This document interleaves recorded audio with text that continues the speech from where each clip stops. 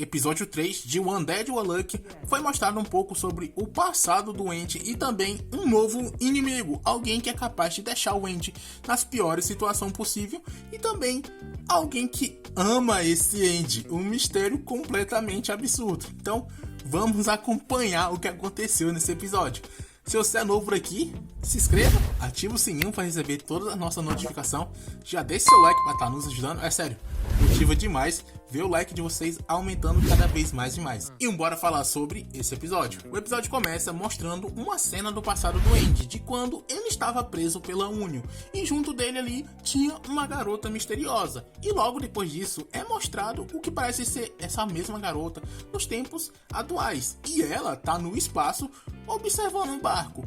E dentro desse barco tá o Andy e a Fuko. E a Fuko tá ali, coitada, tremendo de medo, se escondendo, porque eles podem ser atacados a qualquer momento. E o Andy, ele tá largando foda-se, ele quer fazer uma festa, quer se divertir. Mas o barco, ele realmente acaba sendo atacado. E mesmo aquele sendo um iate turbinado, eles estão quase para ser afundados. A Fuko, ela começa a se desesperar, mas o Andy fala para ela relaxar, porque a sua habilidade de morto-vivo não é apenas para prevenir a sua morte. Se ele cortar quase que completamente uma parte do seu corpo e depois regenerar essa parte, ele pode usar o seu corpo como uma arma, e ele vai e derruba aquele jato com o seu punho. Ele pode dizer que derrubou um avião com um soco. A Fuko, ela fica super feliz por achar que agora eles podem entrar para a Union, mas o Andy, ele diz que não. As pessoas que eles têm que matar são aquelas que estão carregando um emblema de ouro. Ele acha que essa é a marca que apenas os 10 membros podem usar. O Andy, ele diz que tem pistas sobre essas pessoas que usam esse emblema. E o primeiro é o criador daquela katana que ele está carregando o tempo todo no seu corpo. E ela é conhecido como Inquebrável. O segundo é o cara do tipo engenheiro, que foi a pessoa que fez experiências com ele 50 anos atrás. E a terceira é a pessoa que capturou ele 50 anos atrás. Uma mulher que pode criar barreiras invisíveis. E só para dar um exemplo sobre essa mulher, o Andy fala que ela enfiou a sua cabeça entre uma dessas barreiras, o que acabou deixando ele encurralado, sem conseguir se regenerar. E para o Andy, ela é o pior inimigo que eles podem encontrar. E o coitado, ele não sabe nem o que vai acontecer mais pra frente. E a Fuko, ela começa a se preocupar, mas o Andy, ele diz que não tá nem aí. Eles vão conseguir chegar até lá e acabar com o seu alvo. Se qualquer coisa acontecer, ele pode contar com o azar dela. A Fuko fala pra ele não contar tanto assim com a sua má sorte, porque não era boa ideia. Mas ele diz que tá tudo bem, até porque ele quer testar as regras do azar logo. A Fuko começa a pensar se ele vai voltar a querer fazer coisas safadas com ela. Mas nisso é mostrado a mulher das barreiras, e ela, lá do espaço, ataca o Andy, destruindo o barco com todos eles junto ali. E aparentemente ela ama ele ao ponto de querer ele de volta. Ele estava preso porque ela gosta dele. Depois de ter sido atingido, o Andy, ele tenta entender o que foi que aconteceu ali por seu barco ter sido destruído daquela forma, mas ele acaba vendo a Fuko inconsciente, quase se afogando, e ele vai para ajudar ela. Depois de um tempo, a Fuko finalmente acorda querendo saber o que foi que aconteceu, mas o Andy fala para ela apenas levantar as mãos, porque eles vão ser capturados. Ela pergunta se isso realmente vai acontecer, mas o Andy diz que ele só tá tentando ganhar tempo, e tudo que ele quer fazer ali é experimentar como o azar dela, e ele fala que observou muito bem ela, e devido aos acontecimentos do raio por ter cortado o cabelo dela, ou do meteoro por ter sido apenas um beijinho na bochecha, ele percebeu que quanto mais ela valorizar algo, maior tende a ser o azar, para ser proporcional às coisas. Ela acaba ficando um pouco preocupada com isso, e o Andy revela que encontrou uma fonte que produzirá um acontecimento de má sorte proporcional ao valor. A Fuko, ela começa a pensar e ela fala, mas você ainda nem me tocou. E ela olha pra baixo e o seu sutiã está levantado.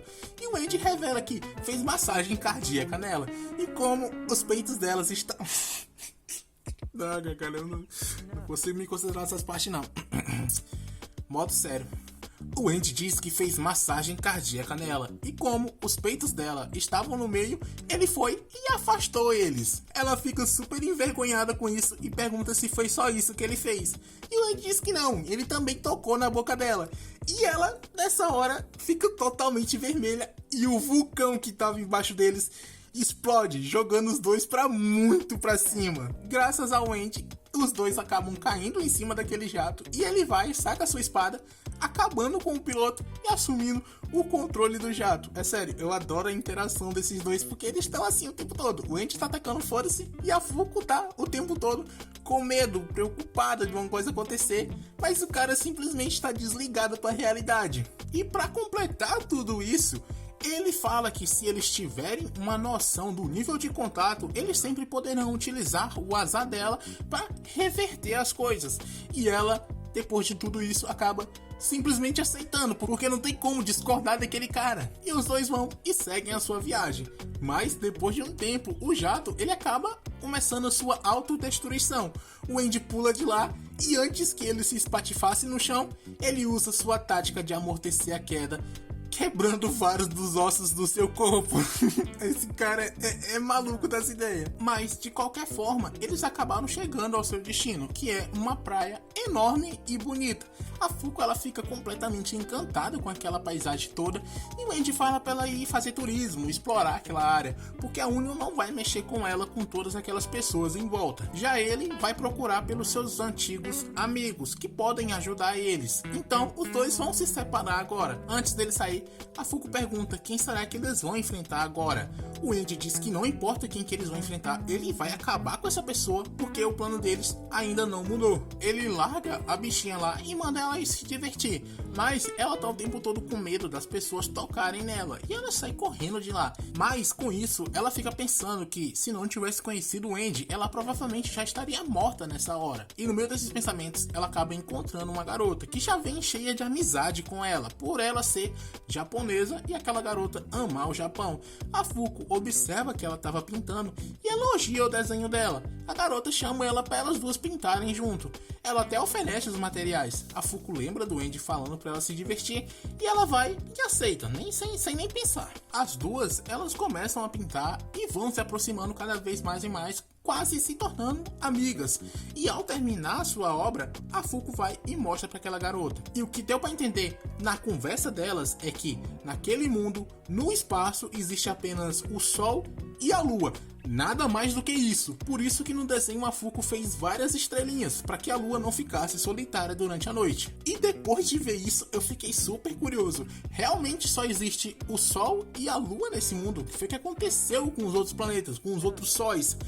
É uma das coisas que a gente vai ter que ver a resposta nos próximos episódios. Eu espero que tenha resposta pra isso. E nisso a Fuko, ela começa a desabafar com aquela garota que conheceu um maluco que já fez vários tipos de coisa com ela, virou sua vida de cabeça pra baixo, e ela fala tudo de ruim do Andy, mas ela fala que apesar de tudo isso, ele ajudou muito ela, e por isso que hoje ela tá ali conseguindo desenhar junto com aquela garota. Aquela garota começa a andar em direção ao mar, falando que as palavras da Fuko eram adoráveis, porém ingênuas. Ela faz com que parte do mar se erga e a Fuko ela fica completamente boiando, sem entender o que estava acontecendo ali. Mas o Andy nessa hora aparece correndo e ele salta para tentar atacar aquela garota. E graças a ele descobrimos que ela não é tão nova assim não. Tá usando muita maquiagem e produtos Inodê. Só pode, porque ela tá com aparência de nova. A Fuko pergunta se aquela seria a mais problemática e o Andy diz que sim, que foi ela que capturou ele 50 anos atrás. E a garota, ela já começa a se preparar, porque ela sabe que eles estão ali atrás dela para acabar com ela e tomar o seu lugar na associação, e ela não vai deixar que isso aconteça tão facilmente. Então no próximo episódio, com certeza vai ter porradaria das boas, e eu tô muito ansioso para trazer aqui no canal. Se vocês também tiver, não esqueça de se inscrever e também deixar o seu like aqui no finalzinho do vídeo se você ainda não deixou. Assista nossos outros vídeos, mas antes disso, comenta o que você achou sobre esse episódio. E no mais, era só isso. Aqui me despeço. Valeu, falou!